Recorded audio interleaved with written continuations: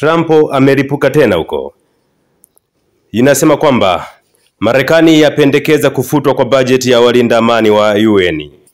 Shirika la habari la Uingereza Reuters limeripoti kuwa ofisi ya bajeti kwenye ikulu ya rais wa Marekani Donald Trump imependekeza kufutilia mbali kwa mfuko wa ufadhili wa operesheni za kulinda amani za Umoja wa Mataifa, ikidai ni kutokana na kushindwa kwa operesheni za Mali, Lebanon na DRC.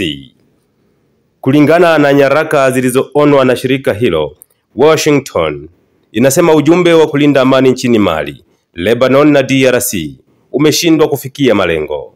Marekani ni mojawapo wa wafadhili wakubwa katika ujumbe wa walinda amani wa Umoja wa Mataifa duniani, ikifuatiwa na China.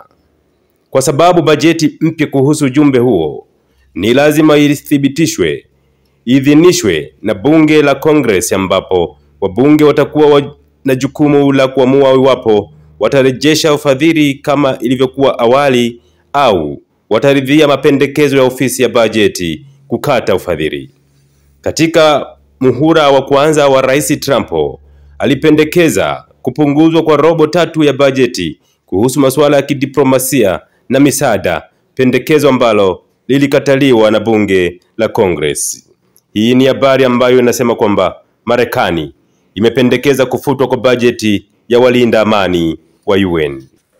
Lakini wakati huo ijulikane kwamba ametangaza ushuru mpya wa hadi 31% kwa bidhaa zinazoingia nchini mwake. Shirika la kimataifa linaloangazia masuala ya Africa Society, limeataka mataifa ya Afrika kuchangamkia fursa hiyo inayotokana na rais wa Marekani Donald Trump kutangaza ushuru mpya kwa bidhaa kutoka mataifa mbalimbali kujiendeleza kibiashara. Africa Society inasema ingawaje hatua hiyo ya Trump, ambayo hata hivyo imesitishwa kwa miezi 90, itakuwa na athari hasi katika biashara katika ukanda wa Afrika na Marekani kwa kufuta itifaki ya bidhaa bila ushuru kutoka baadhi ya nchi za Afrika. AGOA inatoa fursa ya Afrika kutekeleza kikamilifu mpango wa biashara huria barani Afrika, the African Continental Free Trade Area. Katibu mkuu wa Africa Society Balozi Ahmed Haggag amesema nchi za Afrika kutuma wajumbe kwenda Washington kujadili ushuru wa forodha huenda isiwe na mafanikio makubwa.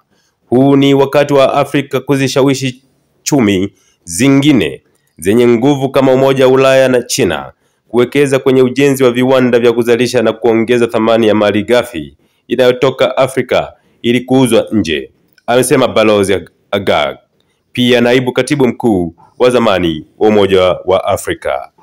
Amesisitiza hata hivyo kuwa ili mpango wa ustawi wa kibiashara barani Afrika utafaulu tu iwapo Afrika itatimiza lengo la umoja wa ushirikiano.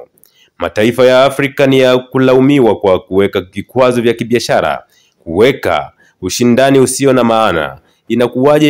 Inakuwa gharama kubwa, kwa mfano Kenya kuingiza bidhaa zake kupitia Suez Canal Misri kuliko kuagiza moja kwa moja kutoka China.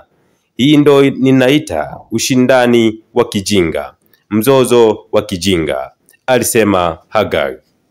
Kumekuwa na kampeni ya nchi za Afrika kuimarisha uzalishaji na mauzo nje ya nchi hizo, mpango hata hivyo ambao umekumbwa na changamoto kutokana na masoko ya kidunia, haswa za nchi za magharibi kuweka masharti magumu ya kumudu kabla ya kuanza kuuza bidhaa katika masoko yao. Kwa bidhaa zinazozalishwa Afrika, lazima uthibitisho kuwa 55% ya malighafi ina asili ya nchi hiyo ya Afrika.